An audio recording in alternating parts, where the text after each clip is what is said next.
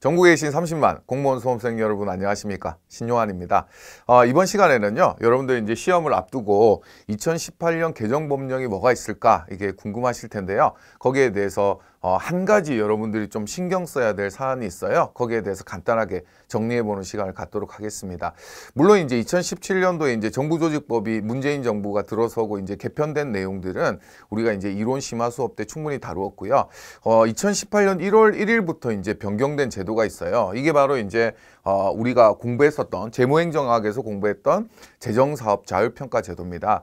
이 재정사업 자율평가 제도라는 건 이제 여러분들도 아시겠지만 여러분들 기본서 664페이지하고요. 여러분들 첨부된 보충 자료도 있을 거예요. 그래서 다 출력하셔가지고 이 수업을 들으시면 되고요.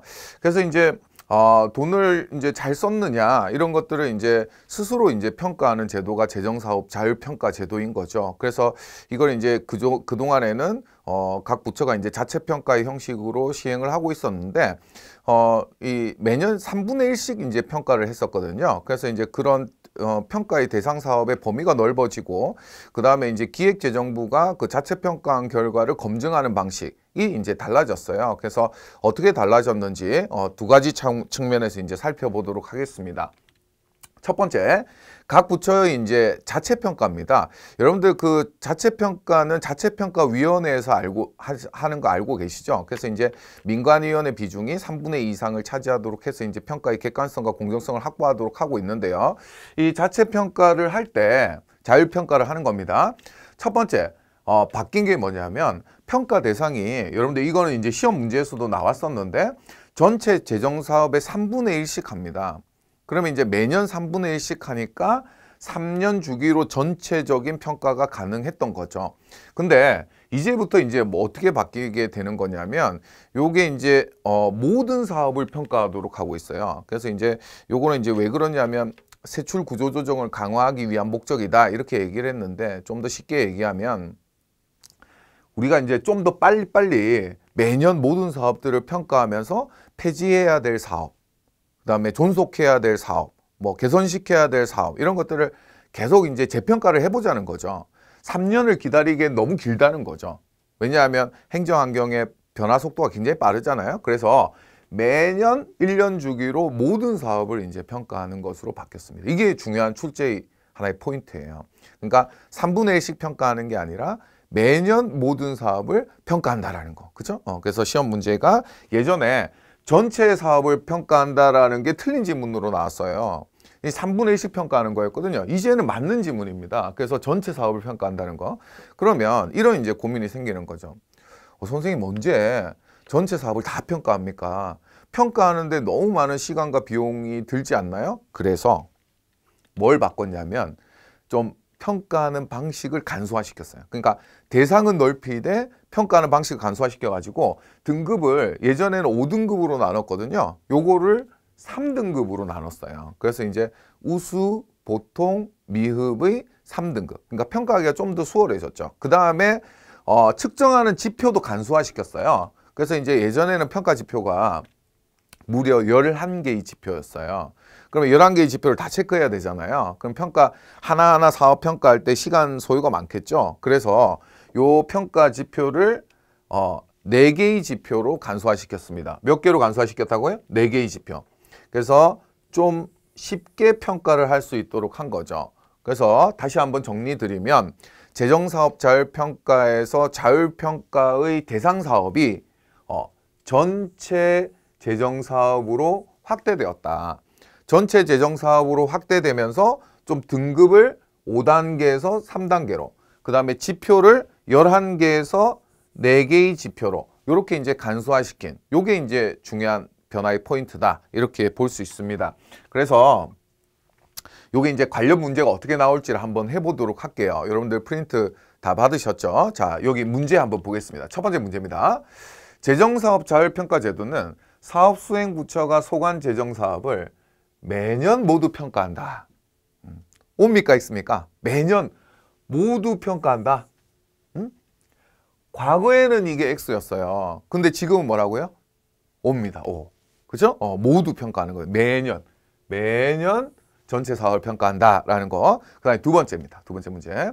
재정사업 자율평가제도에서 각 사업부처는 평가 지표별로 점수를 종합하여 매우 우수, 우수, 보통, 미흡, 매우 미흡 5단계로 등급한다. 옵니까? X입니까? X죠? 5단계가 아니라 뭐예요? 3단계로 바꿨다고 말씀드렸죠. 그렇죠? 그래서 요건 X 지문이 되는 겁니다. 자, 그 다음에 이제 세 번째입니다. 세 번째 이제 뭐가 나올지 아시겠죠? 그렇죠? 평가 지표입니다. 재정사업 자율평가제도는 사업수행 부처가 계획관리 성과 한류 단계의 11개 지표에 근거하여 라고 되어 있어요. 11개 지표에 근거해서 평가한다. 옵니까? X입니까? 지표를 어떻게 했다고 했어요? 간소화했다라고 말씀드렸죠? 그래서 11개 지표가 아니라 뭐예요? 4개 지표로 간소화했다라는 거죠. 그래서 요 3개의 출제 포인트. 그러니까 매년 모두 평가하고 등급은 3단계고 지표는 4개의 지표다라는 거 이렇게 이제 알아두시면 되고요. 또 하나 바뀐 게 뭐냐면 올해 이제 1월부터 바뀐 게 요겁니다. 기획재정부의 핵심 사업 평가인데요. 요거는 어떤 거냐면 종전에는 어떻게 했냐면 이 메타 평가를 했어요. 메타 평가. 메타 평가는 상위 평가죠. 이 상위 평가라서 자체 평가 결과의 정확성을 검증하는 겁니다. 정확성을. 근데 이제는 뭘로 바뀌었냐면 핵심 사업 평가로 바뀌었어요. 그러니까 뭐냐면 이런 거예요. 모든 자체 평가의 결과를 기획재정부가 다 검증하다 보니까 좀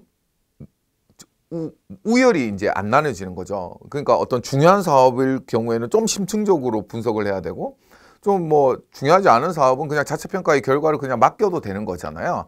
그러니까 이제 늘 언제나 시간과 비용의 한계가 있기 때문에 이제 이러는 겁니다. 그래서 기존의 어떤 모든 사업에 대해서 메타 평가하던 것을요. 이제는 핵심 사업계 80대 핵심 사업을 뽑는 겁니다. 그래서 80개의 핵심 사업의 성과 관리에 좀 역량을 집중해보자. 이렇게 해서 이제 바뀌게 된 겁니다. 그래서 모든 사업에 대해서 이제 메타 평가하는 방식에서 벗어나서 80개 핵심 사업에 대해서 성과 관리를 집중한다. 기재부는 재정당국은 이렇게 이제 바뀌었다는 거 여러분들이 알아두시면 되겠습니다. 이것도 역시 문제를 한번 풀어볼게요. 자, OX 문제 갑니다. 첫 번째, 기획재정부 등은 부처의 모든 자체 평가 결과에 대해서 각 분야별로 메타 평가를 실시한다. 이렇게 돼 있죠. 그렇죠? 요거 옵니까? X입니까? X죠. 그렇죠? 어떻게 한다라고 했어요? 이제 80대 핵심 사업 평가를 한다. 그렇죠? 그래서 거기에 평가 역량을 집중하는 방식으로 바뀌었다. 이렇게 볼 수가 있겠습니다. 끝이에요. 이게 그래서 여러분들 두 가지 정도 기억하시면 될 것 같습니다. 뭐냐면 첫 번째 재정사업 자율평가 제도에서 재정사업 자율평가의 대상 범위가 이제 각 부처의 입장에서 매년 3분의 1씩 하던 게 이제 전체로 확대됐다. 전체로 확대되면서 좀 평가를 간소화시키기 위해서 등급을 3단계화하고 지표를 4개 지표로 줄였다라는 거. 그 다음에 이제 기획재정부가 그 자체 평가의 결과를 검증하는 방식이 있어서 예전에는 이제 메타 평가 방식으로 평가의 정확성만을 검증하는 이런 이제 방식에서 이제는 이 핵심 사업, 80대 핵심 사업을 선정해서 거기에 대해서 보다 심층적인 평가를 하는 방식으로 이렇게 이제 평가 제도가 바뀌었다. 이렇게 보시면 되겠습니다. 여러분들 자료 보시면요.